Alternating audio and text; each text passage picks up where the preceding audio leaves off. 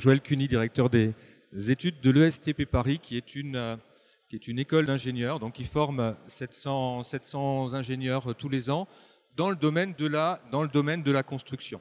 Alors, je vais vous parler du métier de conducteur de travaux. Et je ne sais pas si, comme moi, quand vous vous promenez à Paris ou ailleurs, vous trouvez quelquefois des émotions face à des ouvrages. En particulier, moi, ça m'arrive quand je suis à la Défense, par exemple, et quand je me balade et je me promène à la Défense, je vois ces grandes tours et je me demande comment est-ce que l'homme et le génie de l'homme est capable de construire ce type d'ouvrage et ces grandes tours. Alors, plus près de moi, là où j'habite, place de la Nation, aujourd'hui, il y a des projets, et je me rends compte que la ville se transforme. Cette ville, elle se transforme à travers ces deux images. Première image où on voit la place de la Nation, donc il y a quelques années, et une image avec la nouvelle place de la Nation. Cette nouvelle place de la Nation, elle a intégré l'homme dans toute sa diversité, la nature dans toute sa diversité, sur cette place de la Nation, en la rendant accessible à travers un jardin, en développant de la circulation douce, en développant des moyens de transport, des axes piétonniers, en laissant la place, par exemple, aux vélos maintenant qui circulent librement sur la place de la Nation. Donc je me dis que dans mon quotidien, mon cadre de vie évolue, la ville évolue, et tout ça, je me dis que l'homme est génial et qu'il relève des grands défis qui sont les transformations. Alors le domaine de la construction, c'est un domaine qui est très vaste. Je vous ai mis ici quelques mots qui présentent le domaine de la construction en pêle-mêle. Le domaine est vaste, ça concerne le bâtiment, les travaux publics, les logements, les hôpitaux, les moyens de transport, les réseaux. Et tout ça avec quelques mots complémentaires sur les grands enjeux dont on a déjà parlé ce matin, ces grands enjeux qui sont les grands enjeux liés aux différentes transitions, en particulier les transitions liées à l'urgence climatique, aux émissions de CO2 et aussi à la transformation numérique. Et donc les acteurs de cette transformation, ils sont nombreux. Le génie de l'homme commence par le projet et la conception architecturale, et ensuite le génie de l'homme consiste à construire et à réaliser ce qui a été imaginé pour transformer notre vie. Et la construction, elle est bien sur le domaine qui est le domaine de notre cadre de vie.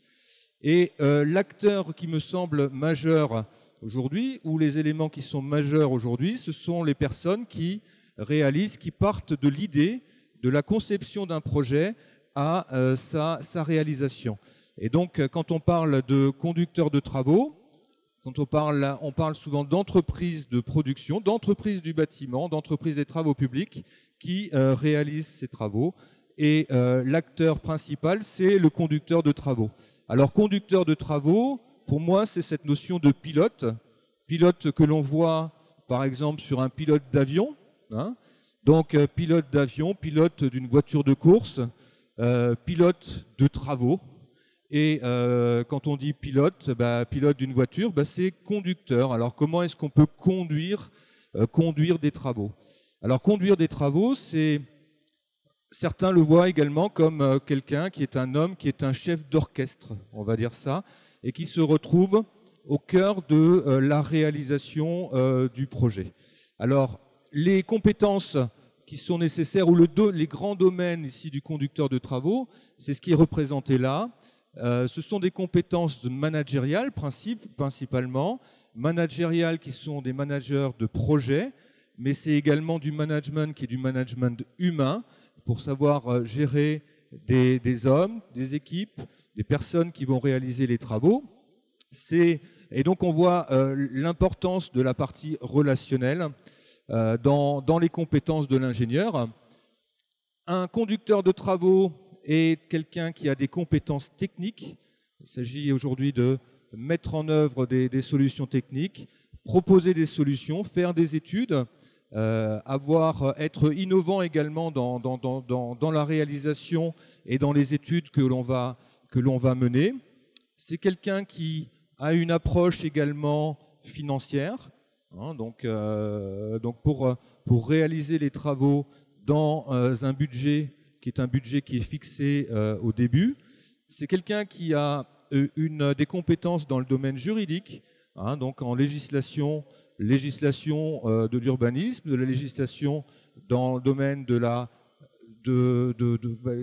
l'urbanisme, j'en ai parlé.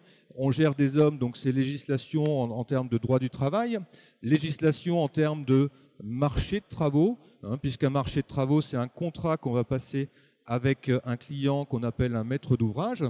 C'est quelqu'un qui peut avoir une vision commerciale pour pouvoir proposer des solutions, aller vers un client pour lui proposer de nouvelles solutions.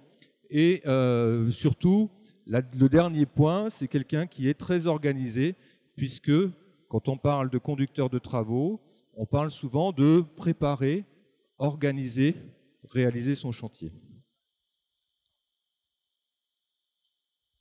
Alors, si on parle un peu de compétences, d'un conducteur de travaux, premier point, ce sont des compétences qui permettent de partir de documents qui sont des documents contractuels qui définissent le projet que l'on veut réaliser. Aujourd'hui, la définition du projet se fait de façon de plus en plus numérique à travers la modélisation sous forme de BIM, hein, qui devient maintenant très présent dans tout le management d'un projet de construction. C'est quelqu'un qui sait mener des études techniques, donc il a une forte connaissance technique. On est ici sur le salon de Batimat, sur un espace qui est lié à la réalisation d'ouvrages plutôt et d'emploi de matériaux cimentaires, d'emploi des matériaux du béton. La partie connaissance de ce matériau est essentielle et permet en tout cas de gérer, de l'intégrer, de savoir le mettre en œuvre correctement sur des projets. C'est quelqu'un qui sait présenter aussi une étude technique, hein, donc il faut présenter une étude technique à son client, à son maître d'ouvrage. C'est quelqu'un qui sait présenter, expliquer des solutions pour qu'elles soient réalisées. Enfin, et la compétence aujourd'hui qui est là essentielle, c'est quelqu'un qui sait manager. Ça revient à la définition de la notion de conducteur de travaux, qui sait manager et qui sait piloter un projet dans toutes ses dimensions. Alors tout ça, bien sûr, nécessite aussi des compétences qui sont des compétences humaines fortes. Et c'est ce que j'ai présenté en disant que le conducteur de travaux doit pouvoir intégrer une entreprise et une organisation dans un environnement international. Il faut savoir que certaines entreprises réalisent plus de 50% de leur chiffre d'affaires à l'international. Et dans la partie construction, vous n'êtes pas sans le savoir que nous avons quelques majors qui travaillent en particulier plus fortement à l'international. Donc, un conducteur de travaux, quand on dit intégrer l'entreprise dans toute sa dimension, ça implique bien sûr de la collaboration avec tous les acteurs de son environnement. Ça implique aussi de devoir agir avec éthique, déontologie et d'avoir des compétences personnelles qui permettent d'interagir avec tous les acteurs. Alors, comment est-ce qu'on devient conducteur de travaux? Pour faire avec de la formation, en suivant des formations, plusieurs cursus avec plusieurs niveaux de formation.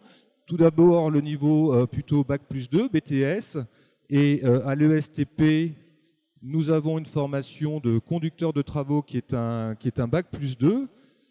Ensuite, on peut aussi, après un Bac+2, faire une licence professionnelle. En particulier, sur le STP, nous proposons une licence professionnelle management et conduite de travaux. C'est-à-dire que le BTS permet en particulier d'avoir des compétences qui sont des compétences plutôt techniques, de connaissance du domaine, que ce soit bâtiment, travaux publics. La licence professionnelle management et conduite de travaux permet à elle d'acquérir toute la dimension qui est plutôt managériale, pilote. Il y a du BIM également dans la licence professionnelle. Et cette licence professionnelle est une licence professionnelle qui se fait en apprentissage. Et cet apprentissage permet du coup de s'insérer progressivement dans son projet professionnel et dans l'entreprise. Et un conducteur de travaux, peut être aussi un ingénieur. En faisant des études d'ingénieur, on peut devenir et exercer le métier de conducteur de travaux. Alors qu'est-ce qui va changer en se disant est-ce qu'on peut devenir conducteur de travaux en ayant un BTS, en ayant une licence professionnelle ou en ayant un diplôme d'ingénieur? C'est la différence, c'est en fonction de la complexité et de la taille des projets. C'est ça qui va un petit peu faire la différence. Sur des petits projets, le conducteur de travaux va travailler tout seul, et sur des grands projets, je vous ai parlé de la Tour de la Défense, le conducteur de travaux ne va pas travailler tout seul, il va travailler dans une équipe complète de conduite de travaux, et donc il ne s'occupera pas de l'intégralité du chantier, mais il s'occupera d'une petite partie du chantier, et toute l'équipe de conduite de travaux va être structurée avec à la direction souvent un directeur de travaux, qui est un conducteur de travaux qui a une certaine expérience professionnelle et qui peut assurer la responsabilité de ce gros chantier. Alors, quelques raisons pour devenir conducteur de travaux, c'est intégrer le métier de la construction. Métier de la construction, c'est le métier qui est lié à notre quotidien, à notre cadre de vie. C'est rejoindre un domaine où l'esprit d'équipe et de collaboration est fort. C'est un domaine en pleine mutation. La technologie évolue, les projets deviennent de plus en plus complexes. Donc on est vraiment dans une transition écologique, on est dans la transition numérique.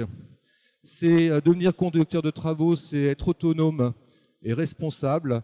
Très vite, donc les missions, après un premier chantier, en conducteur de travaux débutant, on peut vous confier, en fonction de vos capacités, à manager un projet, à prendre des responsabilités, à devenir autonome de votre projet. C'est intégrer un métier dynamique. La monotonie, je vous dis, n'est pas connue. C'est passer, évoluer, avoir plusieurs chantiers. Quand on a fini un chantier, on passe sur un autre chantier. Les chantiers peuvent avoir des durées d'exécution qui peuvent être très variables, de quelques semaines pour des chantiers, par exemple, de petits aménagements urbains, vers des chantiers qui peuvent durer plusieurs années, sur les gros chantiers, les grandes tours à la Défense. Le projet, la construction va durer plusieurs années. C'est un domaine où l'on peut créer, innover, et où il faut proposer de nouvelles solutions pour améliorer l'acte de construire. Je ne sais pas si vous avez des questions. Qu'est-ce qui pourrait vous différencier d'un ingénieur travaux en tant que conducteur travaux?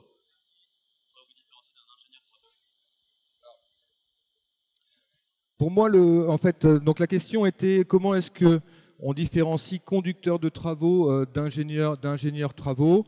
La notion pour moi, quand je présente le conducteur de travaux, je présente le conducteur de travaux par rapport à ses missions.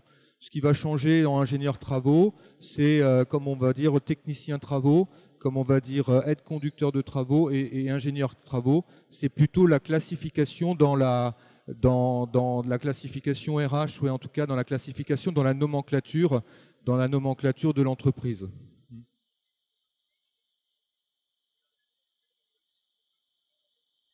Ouais. Est-ce qu'en fin de projet, où la plupart du temps ça finit en une pure sous-traitance, vous continuez à être sur le projet, ou enfin sur le terrain ou pas? Parce qu'après le gros œuvre, la plupart du temps c'est seconde œuvre, et vous restez vraiment jusqu'à la fin du projet, jusqu'à ce que c'est fini? Alors un conducteur de travaux va généralement rester sur le projet jusqu'à la fin du projet, c'est-à-dire ce qu'on appelle les levées de réserve. et la livraison du projet au client qu'on appelle le maître d'ouvrage. Maintenant, les enjeux de la construction sont multiples. Quand on parle de projet de construction, on parle de projet de construction neuf, mais on parle aussi beaucoup de projets de construction de rénovation. Et dans le pêle-mêle tout à l'heure de mots que j'avais indiqué, la partie rénovation est une partie qui est très importante. Nous avons un patrimoine bâti existant qui est riche, qui est multiple, et il s'agit aujourd'hui de travailler aussi sur la performance de ce patrimoine bâti. D'autres questions ?